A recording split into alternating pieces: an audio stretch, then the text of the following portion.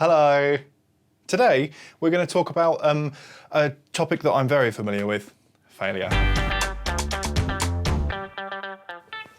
Now what it's like, I think that failures happen every day and they're super common, right? They're super common, more common than we give ourselves credit for. So what I'm going to be doing is reviewing some of my failures and giving them a score out of 5. Now, first up, we have a bullet journal, very gorgeous book. I bought it because it was so gorgeous. Obviously, like many people do at some point in their lives, I really wanted to start journaling. Now, let me give you a clue as to how this went. There's another clue as to how that went. You might also recognize this from my Christmas Advent videos I've been doing. But yeah, I bought this really gorgeous foil notebook, and you know what I did with it? Absolutely nothing, absolutely nothing, absolutely nothing. And so obviously I failed at bullet journaling, but I feel like I don't really know what I was missing out on because I never started it. So I'd probably only give that like a 2 blank pages out of 5 in terms of failure. That's how I rate that failure. Okay, next up we have this folder full of embroidery kits. So basically oh hang on, here's an in progress. Oh, look how far I got with that one. Sometime in lockdown, I think after I'd finished my last sort of like episode series of daily videos, I did an embroidery set that Ben brought me, and it brought me a lot of joy. So I decided I was obviously going to become an embroidery person. Like, that was the next logical step, right? I'm an embroidery person now because I did one. I can actually go get it for you, actually. I'll show you that. See, do you not think after completing this beautiful work of art that you too would believe that you were an embroidery person? You'd believe that about yourself. You'd start buying into that story. Yeah, exactly. That's what happened to me. Like, that's not a failure, obviously. That's gorgeous. That's beautiful. That could get anyone into embroidery. But yeah, it just meant that I bought lots of embroidery supplies, and you know what I didn't do anymore? Any embroidery. I have it all just in case, you know, I want to spend a relaxing evening in bed, just like, you know, quieting my thoughts by doing some stitching over and over and over again. But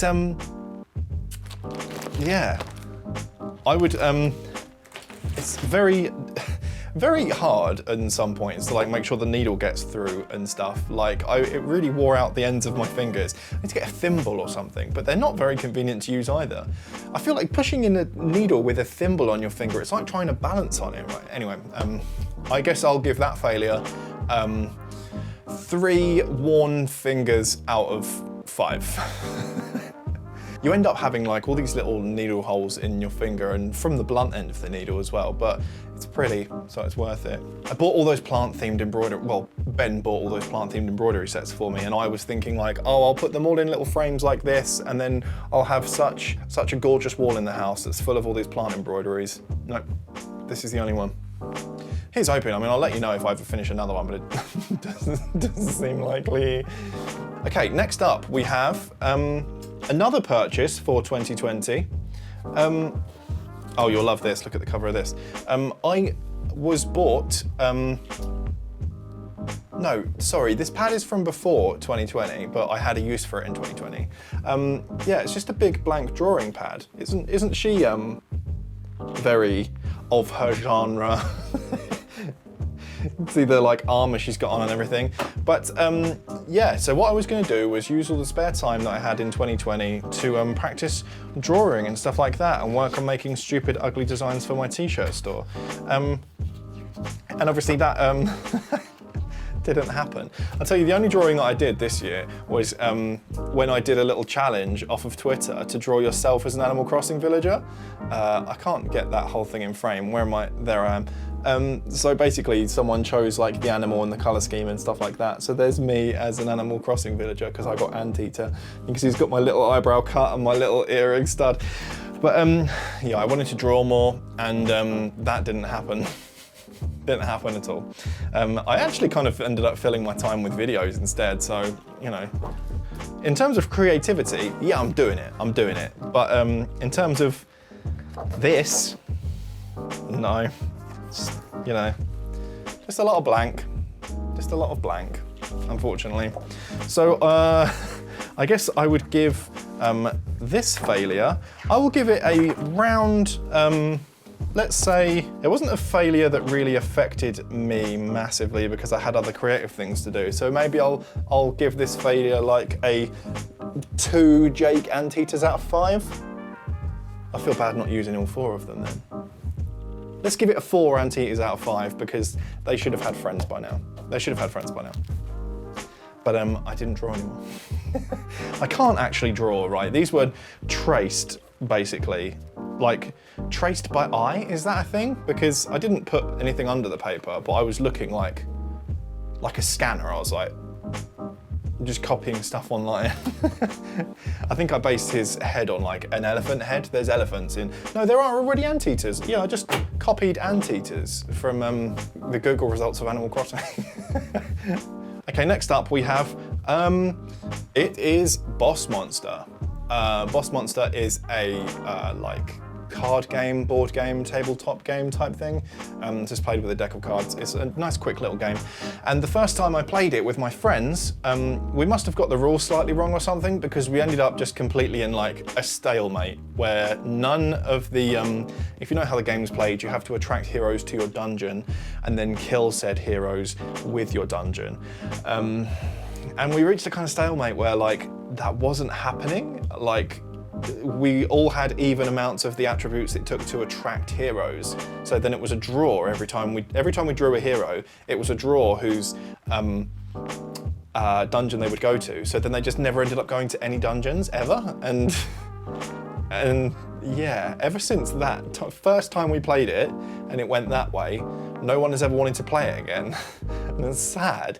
Because I've actually played it in work with Tom from my work, and it's very fun, and it's consistently very fun, but now that it's known as that game that didn't work right amongst me and my friends, there hasn't been another chance to play it. And that's a shame, because I like it. But that was a failure. Yeah, I've got many a board game actually that I've bought with every intent of playing with my friends, and then it just hasn't gone to plan.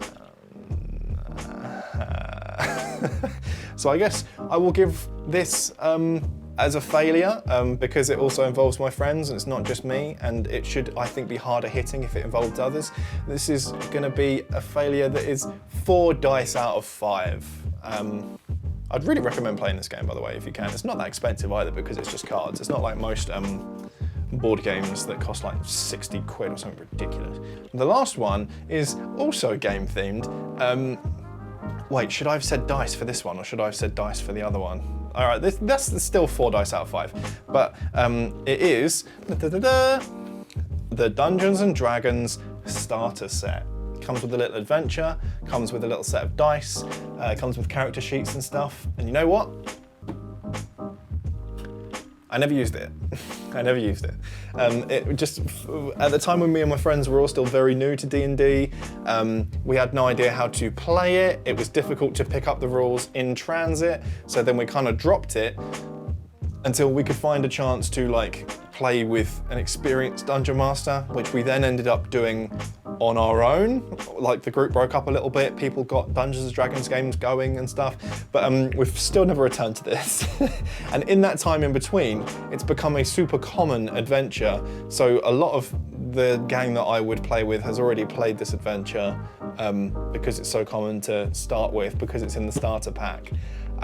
But since I've been in a couple of D&D games virtually throughout lockdown with internet friends and stuff like that, and they've all been really, really fun. So now I have a much better grasp of the game, which was the aim when I bought this. It's not a failure, but this as an object didn't get to do its job, but I did end up playing Dungeons and Dragons.